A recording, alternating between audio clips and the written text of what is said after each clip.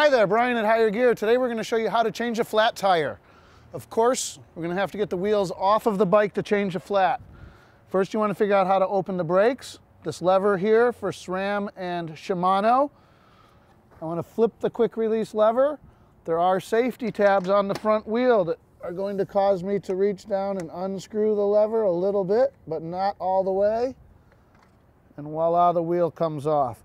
For the sake of this demonstration, I'll demonstrate the actual change on the rear. Okay, for removing the rear wheel, it helps to put the chain in the smallest cog. I'm going to shift the gears. It's going to put the chain in the slackest position and give me a reference point when I put it back together. I'm going to flip the release on the brake, opening it so the wheel will be removed. Flip the quick release. There are no safety tabs on a rear wheel. The wheel will come right out on its own. Going to grab my tire levers, sold in pairs of 2 or 3. Going to separate the tire from the rim. Take the tire lever with the scoop under the bead of the tire. If I have a really difficult tire, these are made to hook on. Get another one under, a little farther down the line. From this point, I should be able to just simply peel the tire off of the rim. When I'm on the road or on a trail, there is no need to remove the tire from the rim. I'm going to take the inner tube out of the tire to begin the repair. The most common mistake people are going to make at this point is not finding out what caused the flat. The signs that you see on the inner tube will lead us to several conclusions. If I have a hole on the outside of the inner tube, something probably penetrated the tire causing the flat.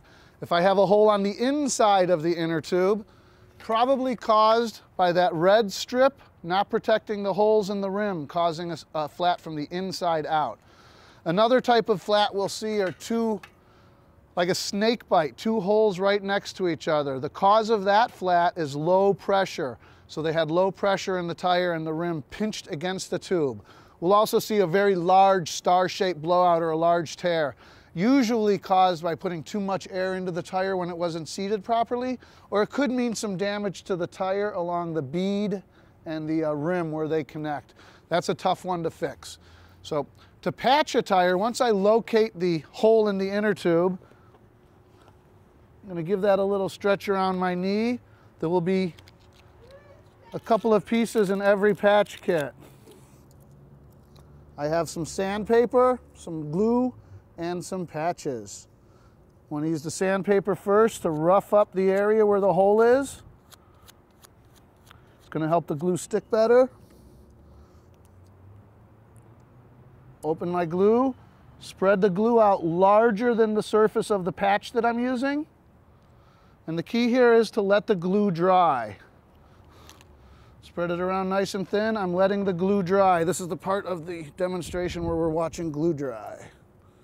I'm going to separate a patch, peel off the foil backing, and when the glue here is dry to the touch, I want to firmly press the patch over the hole with my thumb. I now have a patch on the inner tube. I'm ready to reinstall this tube into the tire. I need to give this tube a little bit of shape. I can do that on a press-to-tube by just opening the valve. Just enough air to give it shape. This is going to prevent any wrinkles and make sure it fits into the tire correctly. So another thing to be concerned about while changing a flat is to inspect the tire. If there's a cut in the tire, which I can see my skin through, I need to patch the tire as well as the inner tube. I can do that with something like a power bar wrapper or a dollar bill between the tire and the inner tube, or I can use a patch just as I did on the inner tube to patch the hole in the tire.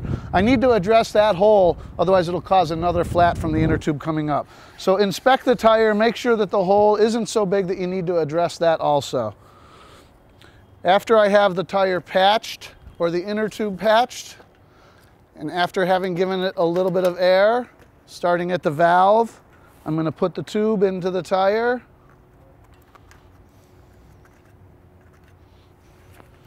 And then again, starting at the valve, I'm going to start putting the tire onto the rim.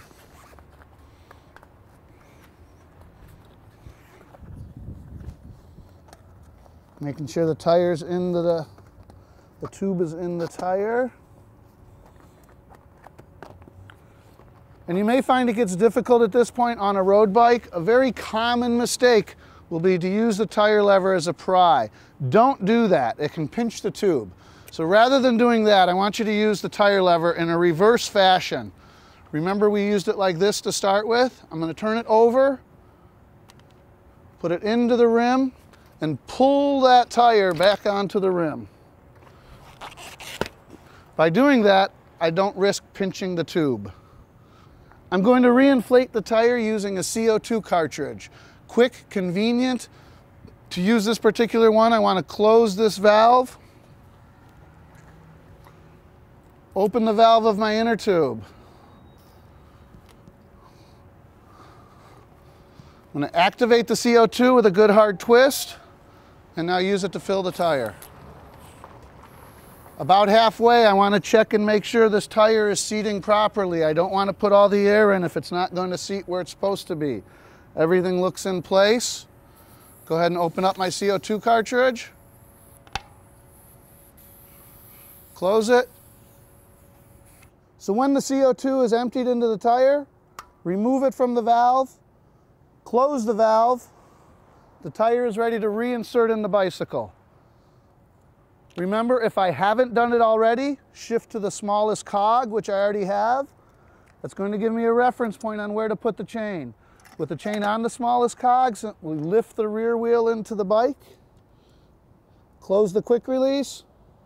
Close your brake lever. Give it a spin. Make sure you're ready to go. Flat fixed.